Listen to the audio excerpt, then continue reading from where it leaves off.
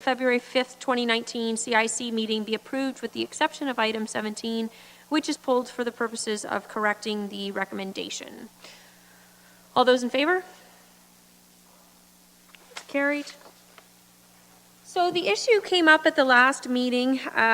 It was appearing as though there would be an adjustment of $70,000 to the capital budget is what would have been left over between the donations from the Who Did It Club and as well as the donation from the manufacturer of the equipment himself.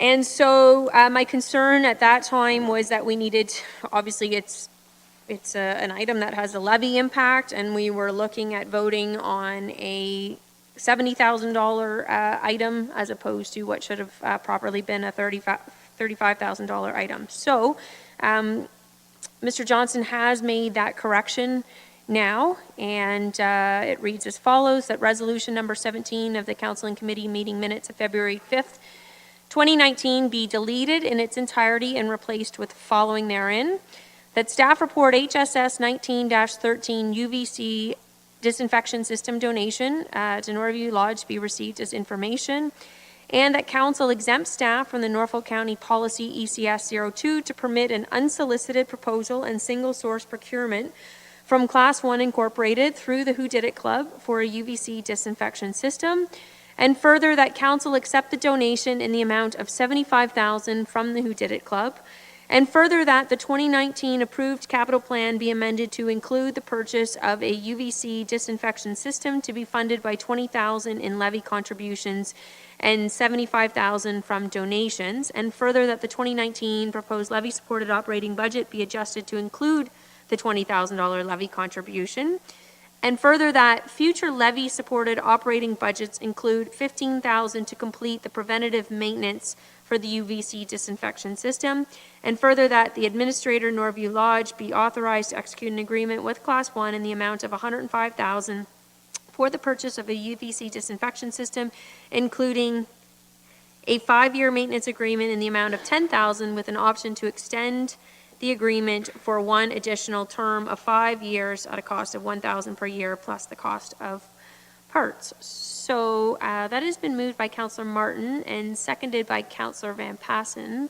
Are there any discussions or questions on the motion? Councillor Columbus. Just to pass on to the Who Did It Club letter of thanks from the Mayor and Council for this donation of $75,000. Absolutely. And Class 1. Anything further? Okay, all those in favor? And that is carried unanimously.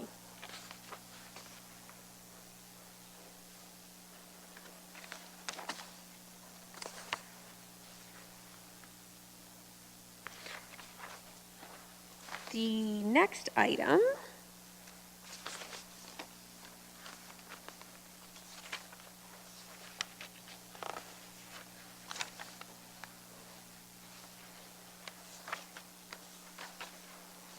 I don't have it. If it assists, the next item is the annotated terms of reference for the RFAB committee. Yesterday at the meeting, my staff took down some very good notes, and I would term them mostly as just housekeeping, a few errors in there to be corrected, and we'll do those. And Councillor Martin brought forward another one, just a simple adding an S to a phrase to make it correct. But none of them are substantive changes, and then we'll bring it forward as a bylaw to the next council for final approval. But it's before you tonight if you have any kind of discussion about the overall terms of reference as they exist. Councillor Martin. If anyone, other council members that are a part of the RFAB meeting want me to go over just as a refresher of the changes that were made, actually, and Councillor Rabbits made them as well, I can do that, but it was just those items we discussed, striking background, confirming the mayor's role on the board, and there was one additional comment about fundraising, creating a fundraising program, and we are just simply adding an S to the end of fundraising program, so we're not limited to one fundraiser.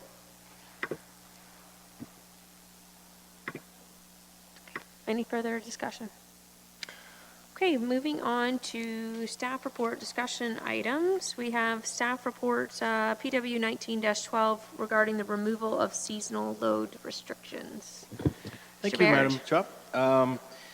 The first of our two Public Works reports tonight dealing with the removal of seasonal load restrictions. This came forward to council as a deputation last spring, and it's also been an item of interest for the Ag Advisory Board. Currently, the former township of Delhi and the Haldeman Norfolk region had load restrictions during the March 1st to April 30th period each year, and load restrictions are a tool available for municipalities to protect their road systems where there may not be adequate base or drainage to avoid them being damaged by heavy or overweight vehicles. We looked at all the other roads. The township of Norfolk, Simcoe, and Nanticoke did not have them. Those roads stand up just as well as the ones in Delhi. We're recommending quite simply just to repeal those bylaws that are currently in place. There's two in Delhi and one with the former Haldeman Norfolk region. They continue to this day. We see no reason at this point to have those, and it does sort of pave the way for more uniform opportunities across the county. There was one farmer that was concerned about being able to ship apples at within that time frame that he would be have some sort of difficulty there. We don't really enforce the current bylaw anyway. It's very difficult, but we're fully supporting the repealing of those three bylaws and making all our county roads available with no load restrictions during that spring period. So with that, I'm glad to answer any questions. Questions for Mr. Baird? Okay. I have a motion that reads as follows. The staff report PW 19-12, removal of seasonal load restrictions be received as information, and that bylaw number 731-85, bylaw 753-85, and bylaw 55-98 be repealed in their entirety, and further that staff be directed to remove all existing seasonal load restriction signs from Norfolk County roads. That's been moved by Councillor Geisens and seconded by Councillor Rabbits. Any discussion? Councillor Columbus. Just to say that Mr. Hedges is anxiously awaiting for this motion to be passed because he did build a brand new storage on the Harmony Road. I think it holds 200,000 bushels of apples, and he needs to get them to market. He called me this past weekend. Thanks. All those in favor? Carried.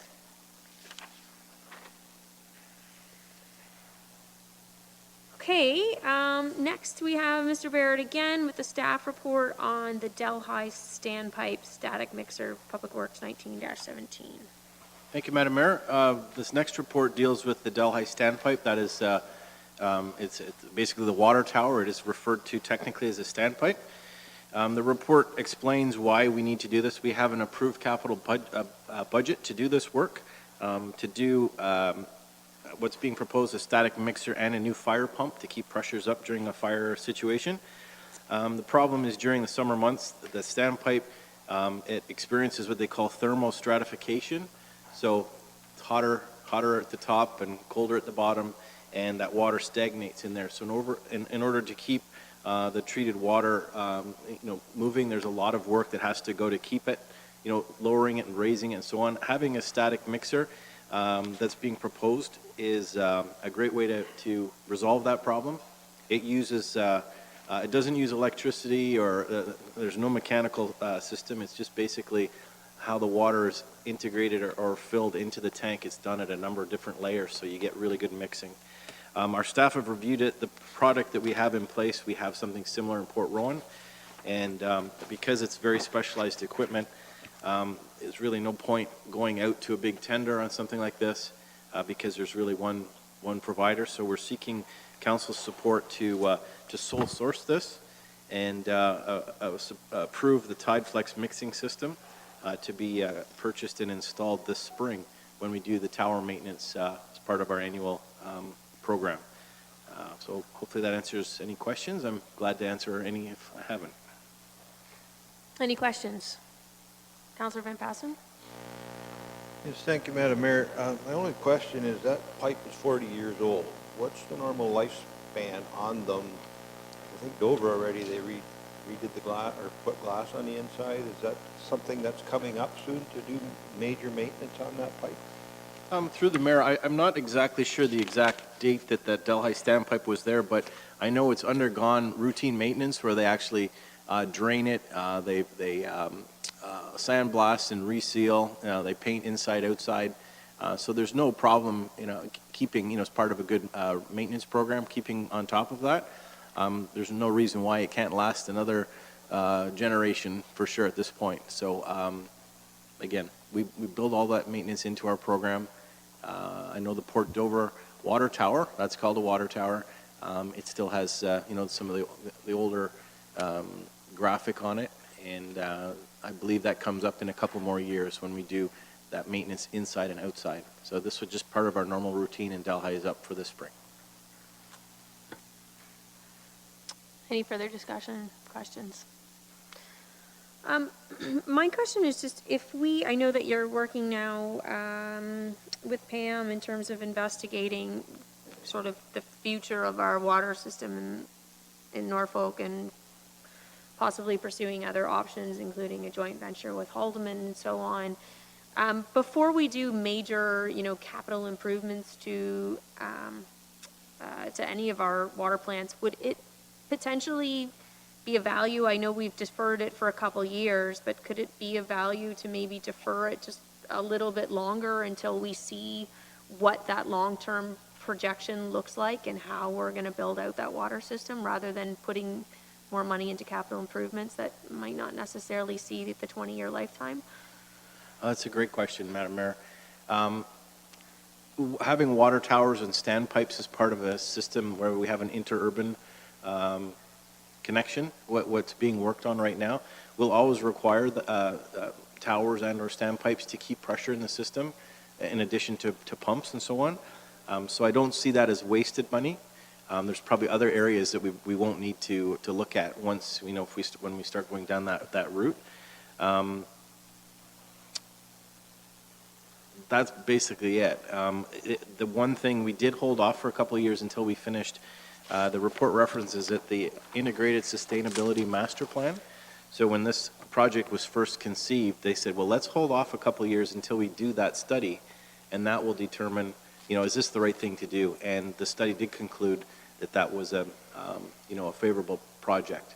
So we have, definitely put it under the microscope, but we're now ready to move ahead.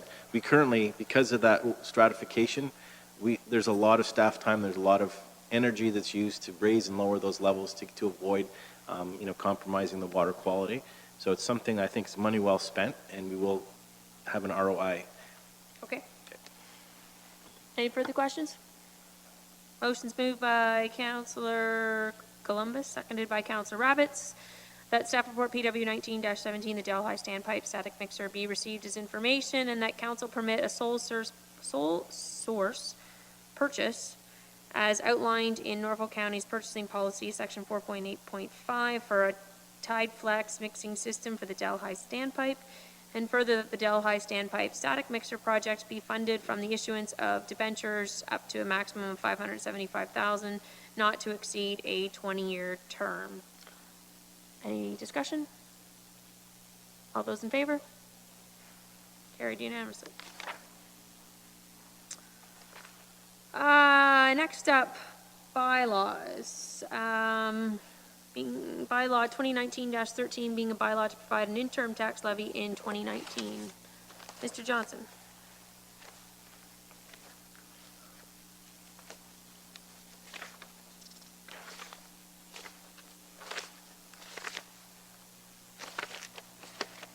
Usually we just proceed to. Do you want to do them all together? I had a couple questions about this, so I didn't know if you had any.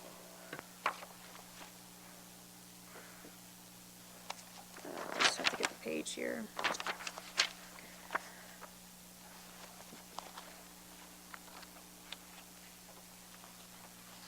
Could you just, this is more of a learning kind of experience here. Could you talk about the recurring local improvements adjustment for the downtown areas in Simcoe and Delhi, and where that money goes? Like, what happens to, who decides what the local improvements are? Through you, Madam Mayor, I presume you're talking about the business improvement agencies, the BIAs? Is it just for the BIAs? Correct. So, Okay, it's not under the Local Improvement Act then, or something? Okay, that's no, where I was it's confused. it's similar. What we do is we collect money on behalf of the BIAs, and then we remit the money to Okay. them.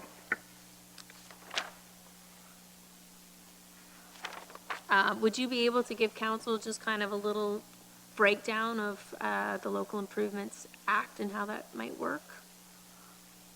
Through you, Madam Mayor, I could try. In my experience dealing with local BIAs is they submit a budget to council, and which should be coming up in the next month or so from both BIAs. And council looks over the budget, and what council approves is basically the lump sum, not necessarily the individual budget items, similar to the library. And then once it's approved,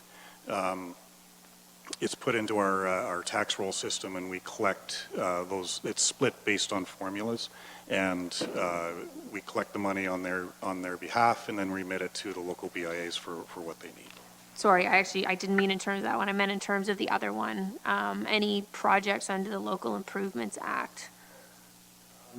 None that I'm aware of currently. I know we have had some in the past. One was related to, I'm looking over at our Public Works friends over there, related to a local water system, I believe.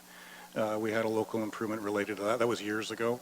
I don't believe we have any current ones. So, but basically a project, we would come up with, if somebody came up with a project and it only affected certain residents, they have the option to partake, or would it be required of all members of that particular area? Yeah, it would be within a defined area, Madam Mayor, Yeah. and they would obviously have to be in support. I don't know the details if it's 50% plus one, but it's generally just they pay for that additional project, or, you know. Okay, thanks. I'm just, with some ideas I was thinking for the future, so I just was curious about that when I saw that. All right, so I have a motion moved by Councillor Rabbits and seconded by Councillor Michelli that bylaws 2019-14 to 2019-16 inclusive be passed, signed by the mayor and clerk, and affixed with corporate seal. All those in favor? Oh, Councillor Van Pasten has a question. My apologies. Just hope that Treasurer could do me a favor, explain that these interim bills are 50% of last year's total bill. So just because you get it in the mail and it's different than the one you got in the spring last year, that doesn't mean we've changed anything. It's just the mathematics of it, because I don't need another 50 phone calls over above what I usually get.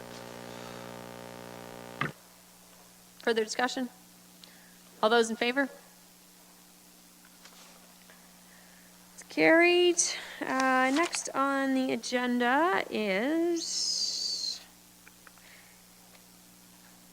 There's the CIC appointment motion, but if that could be withdrawn because there's errors in it, that would be preferential. We'll bring it back in 2 weeks' time. okay, let's do that.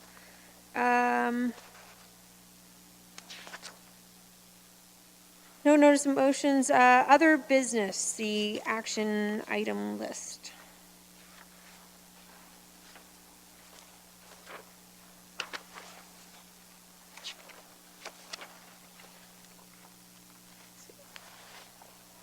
Any questions?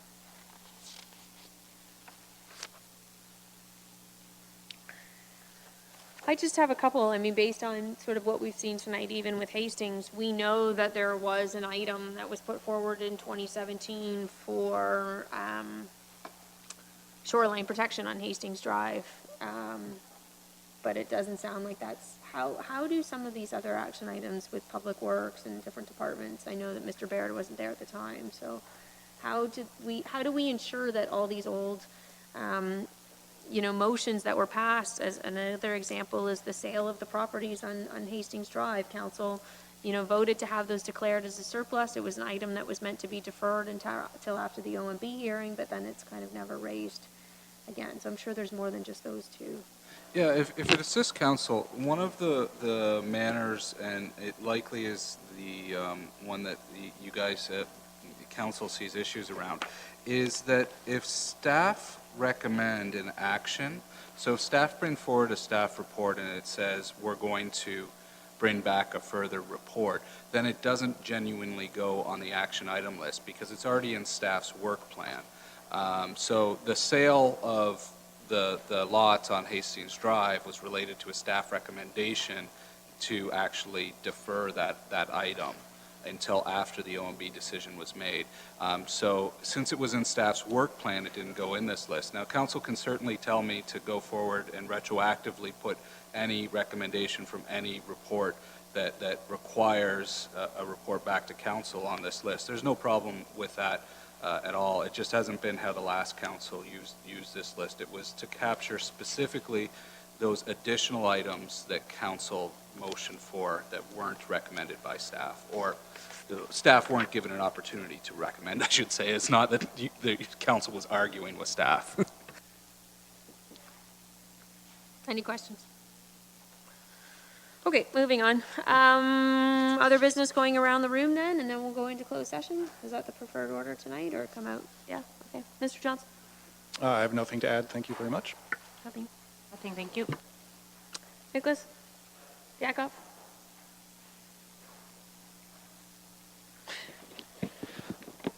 Could I just go back to the previous conversation for a second, because realty services would be within our area.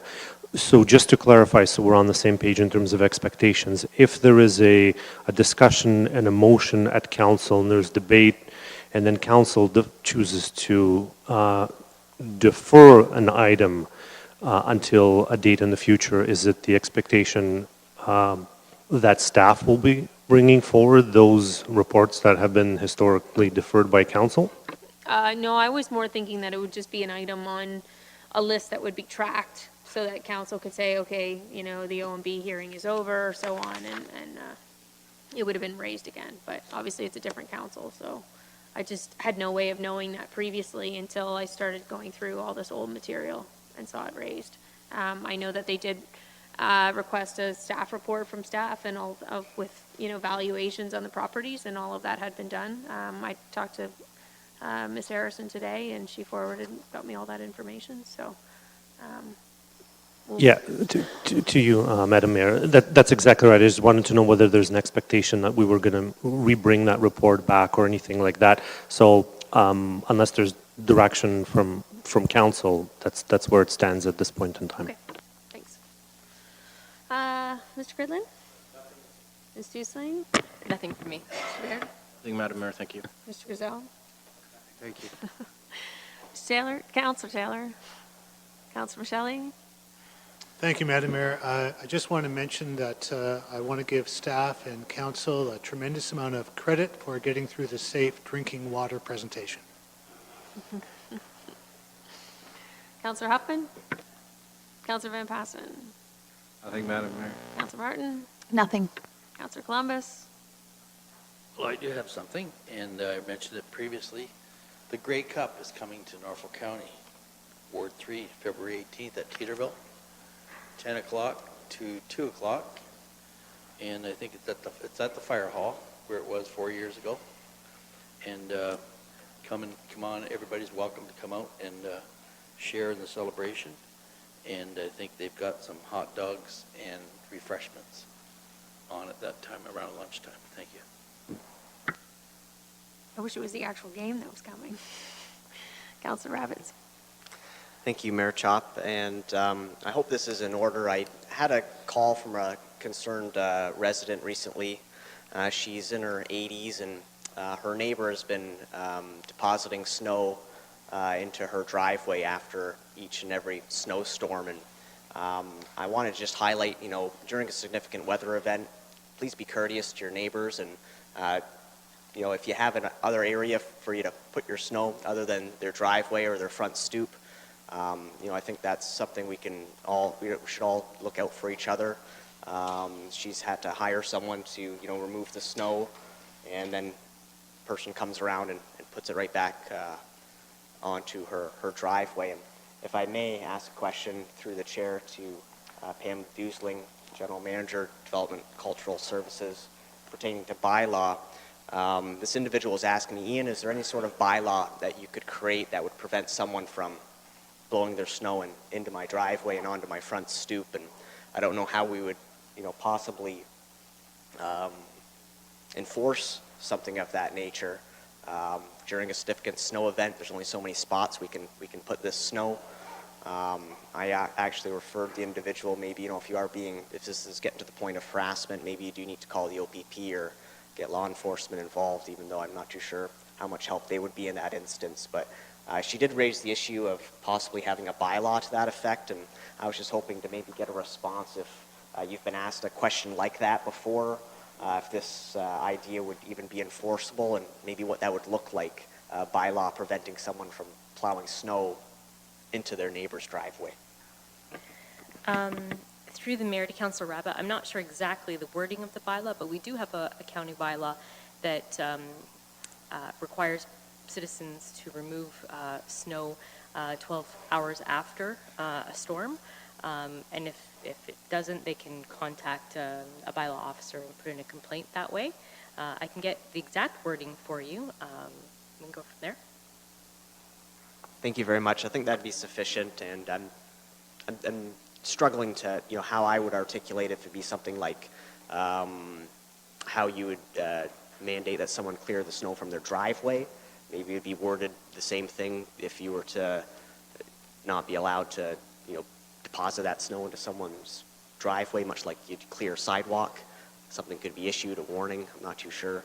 But I was just struggling to how I was going to respond to this elderly woman who, virtually was getting blocked into her own home. And I guess this has been an ongoing issue for a while. And I said that I'd mention something at our council session tonight, and I've done so. And I think I'll feel confident at least following up with her, letting her know that her voice has been heard. And hopefully, if her neighbor is watching, they'll be more courteous with where they're putting their snow. Councillor Guzin? Nothing at all, thank you. Okay, and nothing from myself either. I guess at this time, I have a motion moved by Councillor Rabbit, seconded by Councillor Michele. The council move into closed session at 8:29 p.m. to discuss matters pursuant to sections 239, 2 Bravo, Delta, Echo, and Foxtrot of the Municipal Act 2001, as amended, as the subject matter pertains to personal matters about an identifiable individual, including municipal or local board employees, labor relations, or employee negotiations. Advice that is subject to solicitor-client privilege, including communications necessary for that purpose, and litigation or potential litigation, including matters before administrative tribunals affecting the municipality or local board. All those in favor? That's carried.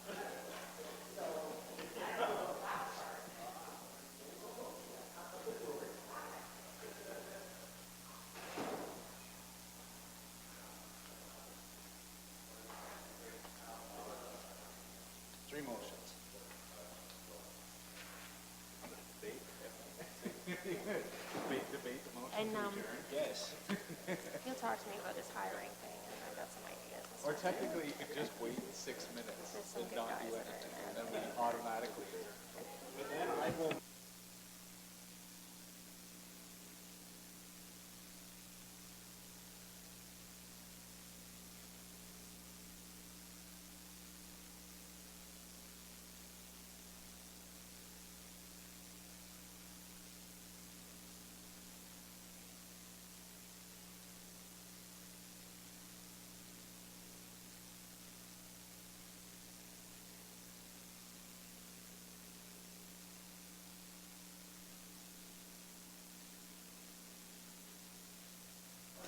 Okay, I have a motion moved by Counselor Rabbit, seconded by Counselor Huffman, seconded by Counselor Timicheli,